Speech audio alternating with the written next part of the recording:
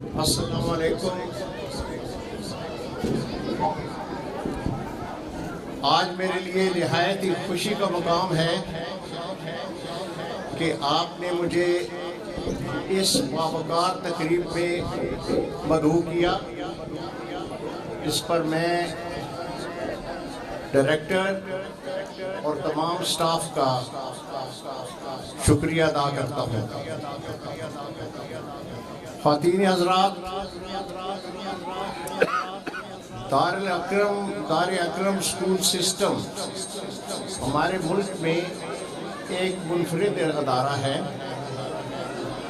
اور یہ ملک کی بہترین درسگاہوں میں سے ایک درسگاہ ہے۔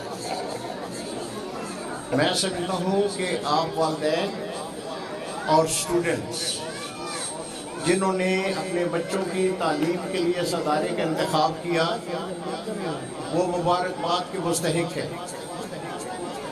یہ ادارہ دار اکرم اسکول باقی پرائیویٹ اسکولز کے حوالے سے نہایت مختلف ہے۔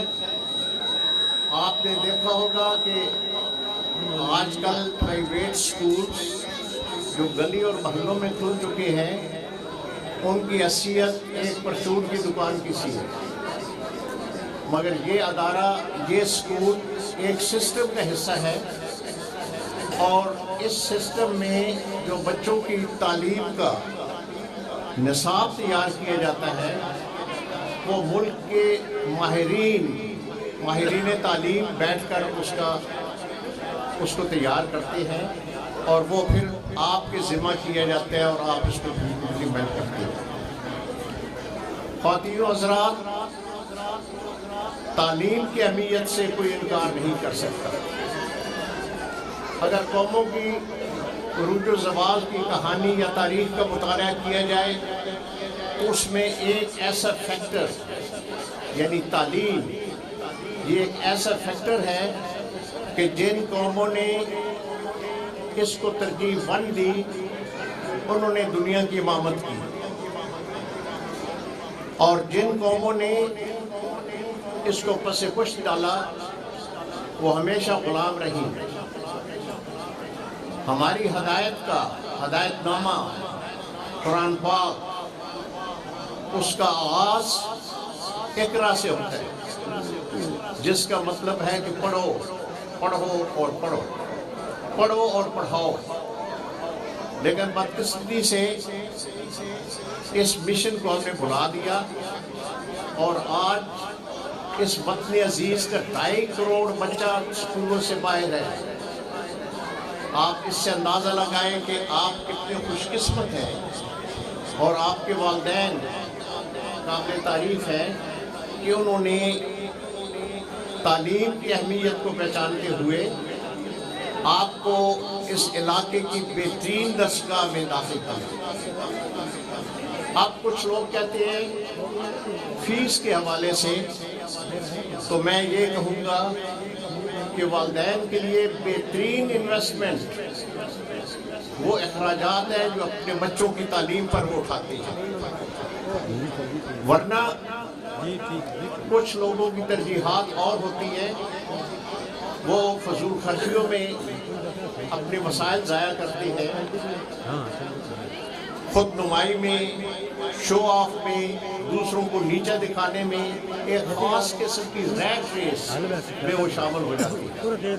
لیکن عقل مند ہیں وہ والدین جو اپنے بچوں کی تعلیم کو ترجیح دیتے ہیں اور اس پر بہترین خرچ بھی کرتے ہیں۔ لہٰذا آپ اس چیز کو ذہن میں نہ لائیں کہ یہ ادارہ اس کی فیس دوسرے اسکولوں سے زیادہ ہے۔ یہ میں ایسے بات کر رہا ہوں مجھے اس کا پتہ نہیں ہے کہ زیادہ ہے یا کم ہے۔ خواتین و حضرات، یہاں میں اساتذہ اکرام جو ٹیچرز ہیں ان کو خراج تحسین پیش کرتا ہوں جنہوں نے شب و روز کی محنت سے ایک قوم کو تیار کیا، ان کے بچوں کو تیار کیا اور جنہوں نے انعام لیے اسٹاف میں سے اور جو بچے انعام لیں گے وہ مبارکباد کے مستحق ہے۔ اساتذہ اکرام آپ کو تعلیم دینے کی اہمیت کا اس سے اندازہ ہوگا کہ یہ انبیاء کا مشن رہا ہے۔ آپ جو تعلیم دے رہی ہیں آپ انبیاء کی سنت پہ چل رہی ہیں۔ ہمارے نبی اکرم صلی اللہ علیہ وسلم نے فرمایا انی بعثت معلم، میں معلم بنا کر بھیجا گیا ہوں۔ یہ نبی پاک صلی اللہ علیہ وسلم کی سنت ہے، لوگوں کو تعلیم دینا، لوگوں کو پڑھانا۔ اور یہ اگر آپ فرض شناسی سے، خلوص سے، محنت سے ان کو تعلیم کا فریضہ انجام دیتی ہیں تو یقیناً یہ آپ عبادت گزار ہے۔ آپ کی عبادت اتنی اہم ہے جتنی تہجد گزار کی عبادت ہوتی ہے۔ اس لیے اللہ تعالیٰ کا شکر ادا کرنے کے ساتھ ساتھ آپ کو اس چیز پہ فخر ہونا چاہیے کہ قوم کی تعمیر کا ایک اہم فریضہ آپ پہ ذمہ کیا گیا۔ اس کے ساتھ ہی میں والدین کو بھی، خاص کر ماؤں کو گزارش کروں گا کہ وہ بچوں کی تعلیم کا انحصار یا یہ نہ سمجھے کہ بچے سکول چلے گئے وہاں وہ تعلیم حاصل کریں گے اور ہم پر یہ ذمہ ہے۔ یہ ممکن ہی نہیں ہے۔ بچے کی تعلیم و تربیت ایک مثلث میں ہوتی ہے، ٹرائنگل ہے، ریکٹینگل ہے، استاد، والدین اور معاشرہ۔ لیکن بدقسمتی سے ہم نے اس اہم فیکٹر کو، اس اہم فریضوں کو صرف استادوں پر چھوڑ دیا ہے اور گھر میں ہم بچوں کی تعلیم میں کوئی دلچسپی نہیں لیتے۔ میں ماؤں سے گزارش کروں گا جو میری بیٹیاں ہیں اور الحمدللہ آج کل کے دور میں زیادہ تر پڑھی لکھی ہیں، بچوں کو یہ احساس دلائیں کہ وہ بڑا اہم کام میں لگے ہوئے ہیں۔ جب بچہ گھر میں آتا ہے تو اس سے پوچھیں کہ اسکول میں کیا ایکٹیویٹیز ہوئی تھی، کون سا ہوم ورک ملا ہے، پھر بچوں کے ٹائم مینیج کریں، اسٹڈی ٹائم مینجمنٹ، کس ٹائم پہ انہوں نے اسکول کا کام کرنا ہے اور کس ٹائم پہ انہوں نے کھیلنا ہے۔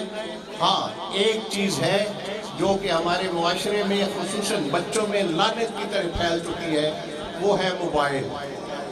اکثر مائیں جان چھڑانے کے لیے بچے کو ہاتھ میں موبائل پکڑا دیتی ہیں، اور موبائل بچوں کی نہ صرف صحت خراب کرتے ہیں بلکہ ان کی ذہنیت اور سوچ بھی خراب کرتے ہیں۔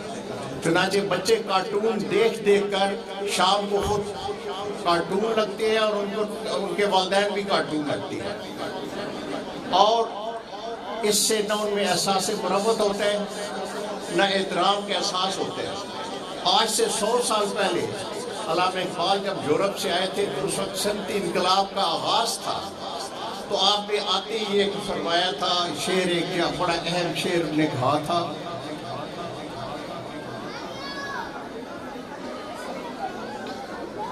کہ ہے دل کے لیے موت، مشینوں کی حکومت، احساس مرمت کو کچل دیتے ہیں آلات۔ لہذا آپ کوشش کریں، یہ جدوجہد کا آپ کا جہاد ہوگا اگر آپ بچوں کو موبائل کی لعنت سے بچا سکیں۔ باقی ماؤں کا اللہ تعالیٰ نے بہت بڑا ماؤں کو اعزاز دی ہے۔ ایک ماں کے پاؤں کے نیچے جنت ہے، فرمایا ماں کی پاؤں کے نیچے جنت ہے، لیکن یہ جتنا بڑا اعزاز ہے اتنی ہی بڑی ذمہ داری ہے۔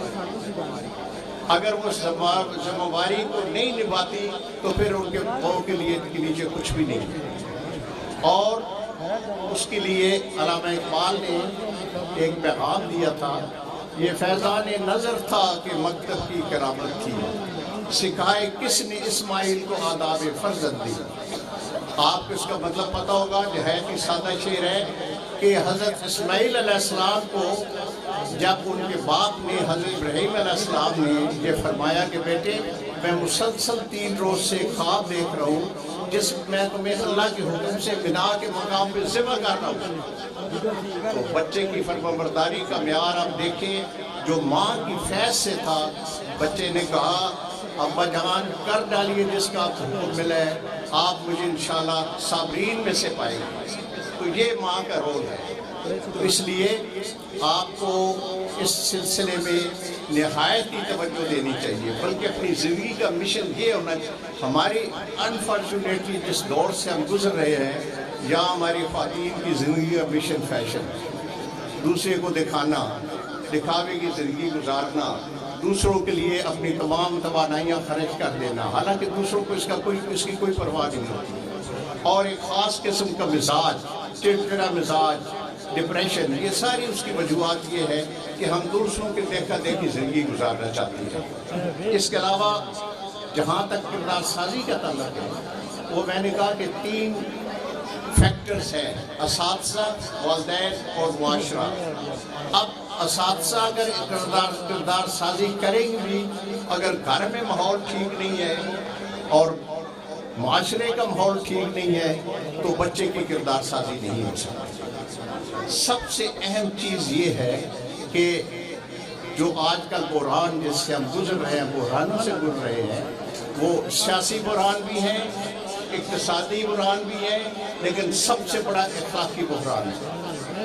یہ اساتذہ، والدین اور مسجد محراب و ممبر، ان کی ذمہ داری تھی کہ نئی نسل کی کردار سازی کرے.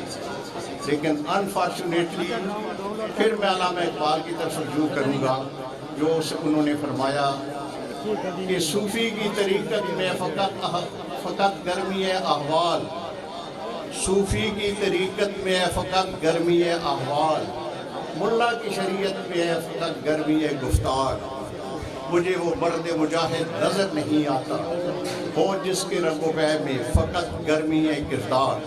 تو یہ چیز جب قوموں کا کردار بہترین ہوتا ہے تو وہ سیاسی بحرانوں سے بھی گزر جاتی ہے، اقتصادی بحرانوں کو بھی نمٹ لیتی ہے. اور اس کی میں مثال دوں، جن لوگوں نے اپنے بچوں کی تعلیم کی طرف توجہ دی، جن قوموں نے، وہ انہوں نے عروج پایا. سیکنڈ ورلڈ وار میں جاپان اور جرمنی کو شکست ہوئی اور یہ ملیا میٹ ہو گئے. جاپان وہ بدقسمت ملک تھا جس پر 2 ایٹم بم گرے، کوئی چیز کھڑی نظر نہیں آ رہی تھی، لیکن قوم زندہ تھی کیونکہ قوم تعلیم یافتہ تھی. ان کے بادشاہ نے ریڈیو پر اعلان کیا کہ جاپانیوں ہتھیار ڈال دو، اوزار اٹھا دو، کیونکہ وہ سکل لیبر تھی، ان کے پاس تعلیم یافتہ تھی. اسی طریقے سے جرمنی میں یہ ہوا، اور یہ قومیں 10 سال کے اندر دنیا کی سپر پاور بنی. آج ہمارے گھر میں کوئی ایسی چیز نہیں ہے جس تعلق جاپان سے نہ ہو، تو یہ تعلیم کا فیض ہے. میں نے غالباً وقت زیادہ لے لیے. آخر پہ میں اس دعا کے ساتھ اپنی بات کو ختم کرتا ہوں کہ اللہ تعالیٰ اس ادارے کو دن دگنی رات چوگنی ترقی دے، اس کی تمام مشکلات حل فرمائے اور لوگوں کی توجہ اس کی طرف ہو، تاکہ یہ علاقے کے لیے ایک نعمت ہے، ایک سرمایہ ہے. اللہ تعالیٰ آپ سب کا حامی و ناصر ہو. وآخر دعوانا ان الحمدللہ رب العالمین.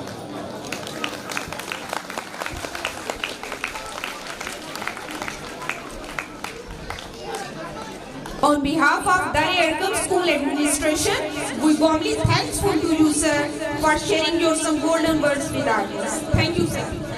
The Best Chief Guest Award goes to respected Sir Major Munir Azam Sahab. Please receive your award.